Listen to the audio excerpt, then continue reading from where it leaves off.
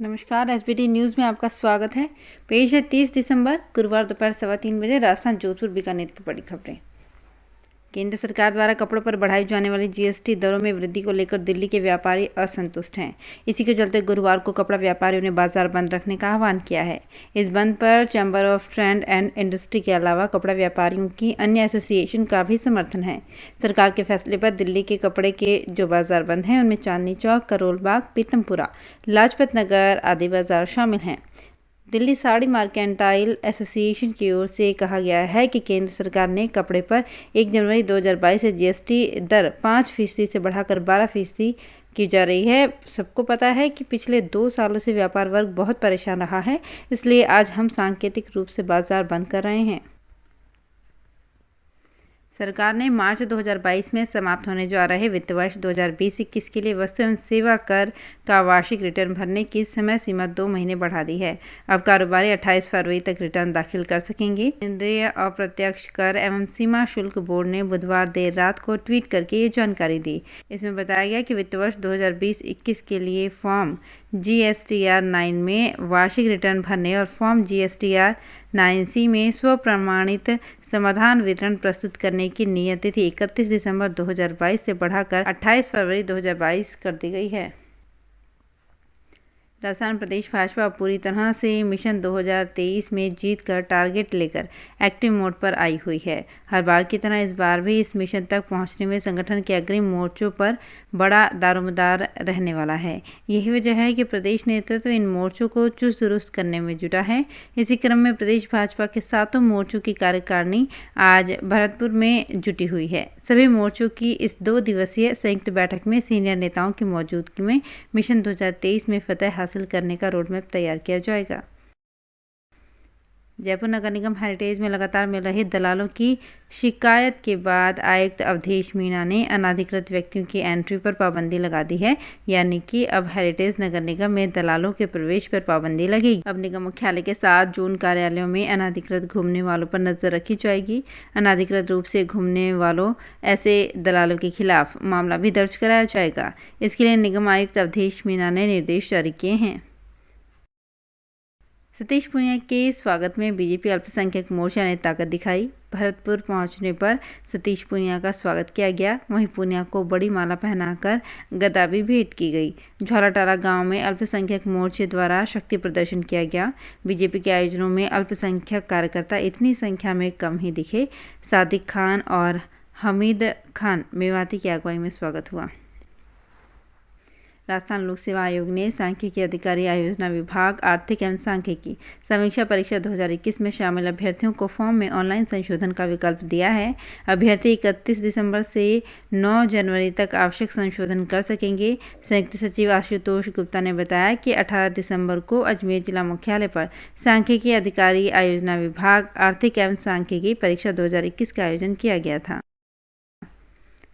Lions club Jodhpur मृग नैनी द्वारा मंडोर स्थित कुष्ठ आश्रम में ज़रूरतमंदों को साड़ियाँ, ब्लाउज, गर्म कपड़े, नाश्ता और फल वितरित किए गए। क्लब अध्यक्ष विजयलक्ष्मी पीपल ने बताया कि जहां पर सर्दी में लोग परेशान हैं, उस दौरान ज़रूरतमंदों की सेवा करनी चाहिए। हम तो आराम से घर में रह सकते हैं, लेकिन ज़रूरतमंदों को सर्दी ना लगे उसका विशेष ध्यान रखना ज़रूरी है। बीकानेर में कोरोना की तीसरी लहर ने दस्तक दे दी है। बुधवार और गुरुवार को ही बीकानेर में 19 नए कोरोना पॉजिटिव केस सामने आए हैं। बुधवार सुबह पॉजिटिव की संख्या 10 थी, जो शाम को बढ़कर 12 हो गई और गुरुवार सुबह 7 नए संक्रमित मिल गए। कोविड के एक्टिव केस बढ़कर अब 41 हो गए हैं। पिछले 1 साल में जून के बाद पहली बार बीकानेर में इतने एक्टिव केस हुए हैं। जोधपुर के जिला कलेक्टर इंद्रजीत सिंह ने मुख्यमंत्री बजट घोषणाओं व शहर में ट्रैफिक दबाव कम करने के लिए वैकल्पिक सड़कों के कार्यों को प्राथमिकता से लेने के संबंध में अपने कक्ष में विभिन्न विभागों के अधिकारियों की बैठक ली। जिला कलेक्टर ने बैठक में नगर निगम, जेडीए, पीडब्ल्यूडी, पीएचईडी, आरएसआरडीसी के अधिकारियों के साथ बजट घोषणाओं के कार्यों की प्रगति का रिव्यू करते हुए एक बजट घोषणाओं के कार्य पर चर्चा की। बीकानेर में प्रशासन शहरों के संग अभियान में ज़्यादा से ज़्यादा पट्टे बनाने की आपाधापी में नगरीय विकास विभाग रोज नए आदेश जारी कर रहा है, लेकिन बिना समीक्षा पट्टों से जुड़े आदेश जारी होने से सैकड़ों पट्टे फंस गए हैं। 23 सितंबर को जारी नए आदेश के तहत 60C के तहत UIT को पट्टे देने के अधिकार वाले मामले में अब तक नोटिफिकेशन जारी नहीं हुआ। इस वजह से कई कॉलोनी के लोग पट्टों से वंचित हैं। कौशल नियोजन एवं उद्यमिता, खेल और युवा मामले, सूचना एवं जनसंपर्क राज्य मंत्री अशोक चांदना ने कौशल नियोजन और उद्यमिता प्रशिक्षण केंद्र में RCVET प्राविधिक शिक्षा निदेशालय प्रशिक्षण शाखा RSLDC एवं कौशल रोजगार और उद्यमिता विभाग की समीक्षा बैठक ली। राज्य मंत्री ने बैठक में कहा कि सभी मिलकर ITI में नवाचार करते हुए ऐसे कार्य करें कि आने वाले 2 वर्षों के कार्यों को बाद में भी याद करें। बैठक में अधिकारियों ने विभाग में सुधार और समस्याओं, रिक्त पदों को भरने के सुझाव दिए। बीकानेर जिले में 331 ऐसी महिलाएं हैं जो कोरोना वायरस के कारण अपने पति को खो चुकी हैं। 2 सगे भाई भी हैं जिनके माता पिता दोनों की मृत्यु कोरोना के कारण हुई है। इन सभी को सामाजिक न्याय एवं अधिकारिता विभाग ने आर्थिक सहायता दी है।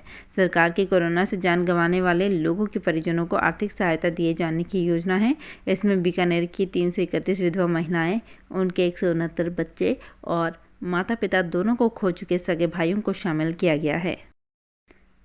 राजस्थान शिक्षा सेवा परिषद रेसापी ने जिला शिक्षा अधिकारी की पात्रता सूची फेरबदल करने पर भारी आक्रोश जताया तथा मुख्यमंत्री के नाम जिलाध्यक्ष झूमर लाल पालीवाल के नेतृत्व में जिला प्रशासन को ज्ञापन दिया।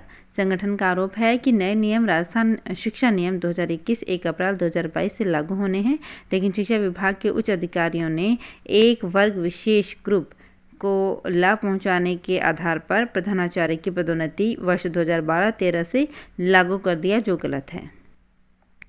सर्दियों के साथ ही बीकानेर में टूरिस्ट बढ़ने लगे हैं। जूनागढ़ में सुबह से शाम तक देसी विदेशी सैलानियों की चहलकदमी रहती है।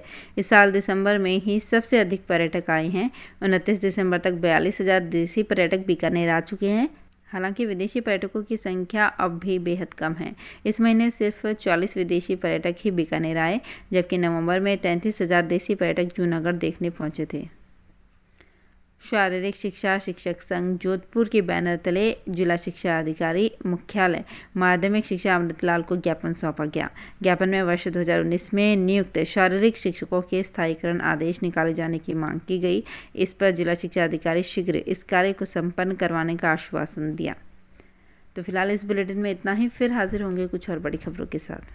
SBT न्यूज के और भी वीडियोस को देखने के लिए हमारे चैनल को सब्सक्राइब करें और नोटिफिकेशन पाने के लिए बेल आइकन को प्रेस करें।